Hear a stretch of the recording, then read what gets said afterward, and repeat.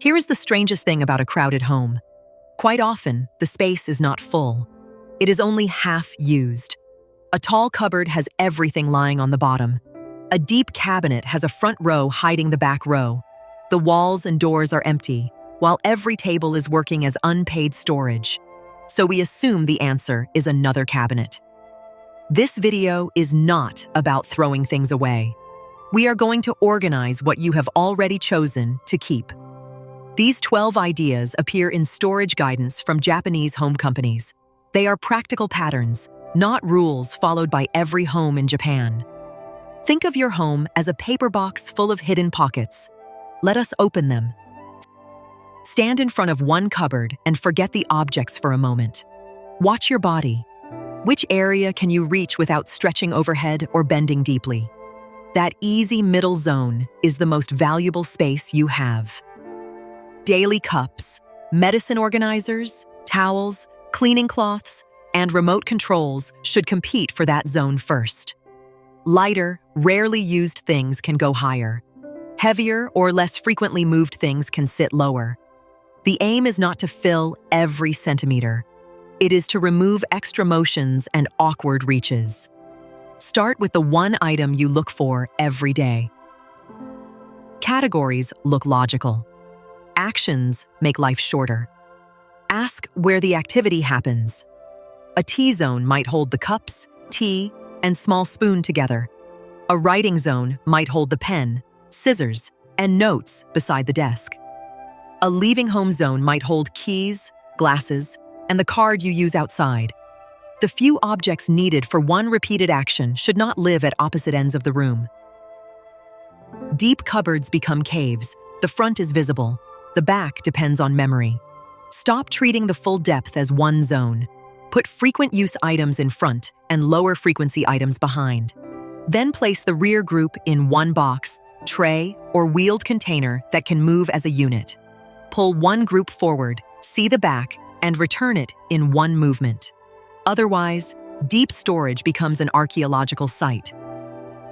Plates, lids, trays, cutting boards, and papers love to form towers. Unfortunately, the thing you need is usually at the bottom. When the drawer or shelf allows it, use a stable divider and let flat items stand upright. Each item gets a narrow slot instead of occupying the entire stack. The real benefit is mechanical. Taking one item no longer starts a chain reaction. Make sure dividers are stable and correctly sized. Fragile items should not wobble. The goal is easy removal, not a dramatic plate avalanche. Some shelves are not too small. They are simply too tall for what sits inside them. Everything rests on the bottom, while a large block of air floats above. A small shelf riser, a secure additional board, or an adjustable insert can turn that single level into two independent levels. There is one test. Can you take an item from the lower level without moving everything above it? If not, you have not created useful space.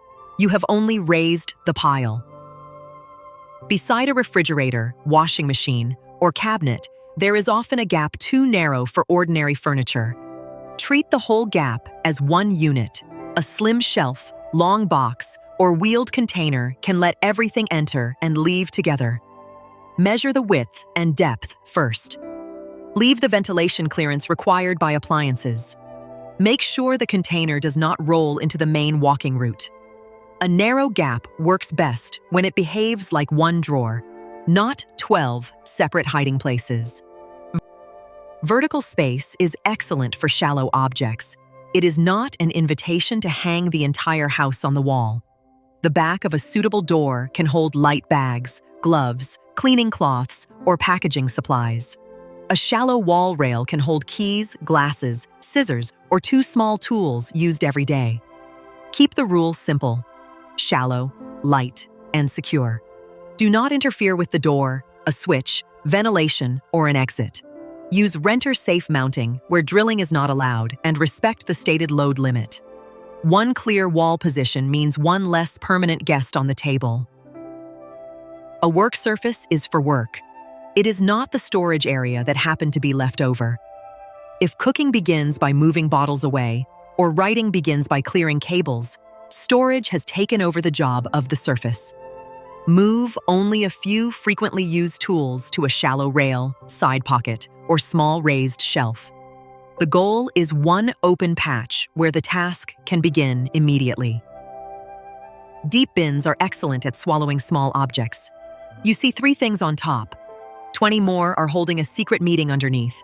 Batteries, cables, stationery, repair parts, and remote controls are easier to see in shallow trays with simple divisions.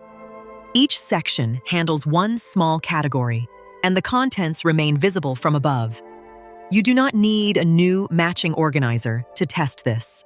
Small cardboard boxes, old gift boxes, or trays you already own can create the first boundaries. Let the objects tell you what size the sections need to be. Every home has unfinished actions. Something needs to go to another room. A letter needs an answer. A tool will be used again tonight. When those items spread across the floor and table, temporary becomes permanent. Give the room one small landing basket, one location, one capacity, and one reset time. It might be emptied after dinner or during a 2-minute evening reset. The basket is not a new warehouse.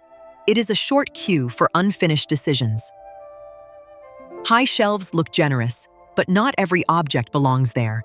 Heavy cookware, large refill bottles, and stacks of documents generally make more sense in a lower, stable position. High shelves are better for light, infrequent, clearly marked items. This makes existing space less demanding. You avoid lifting heavy objects overhead or moving a whole row of boxes for one item. Adapt the positions to your body and home.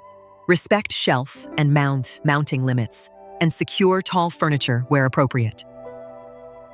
A fixed cabinet can serve one location. A stable cart, adjustable shelf, or group of boxes that can be rearranged may serve the action instead. Cleaning supplies can move with the cleaning route. Tea things can travel from the kitchen to the table. Backup supplies can roll out of a narrow gap and return when the task is finished. Movable does not mean homeless. Every unit still needs a parking place. Wheels should be stable, and the route should stay clear. These 12 ideas look different, but they ask only 3 questions. Are you wasting height? Are you wasting depth? Or have you placed a daily object in the hardest possible position? Tomorrow, do not organize the whole house. Choose one shelf, empty it, then decide whether it needs a front and back, an upper and lower level, or a better easy reach zone. The same home does not need to become larger overnight. The space that already exists simply needs a job. Which does your home waste most? Height, depth, or wall space? Tell me in the comments.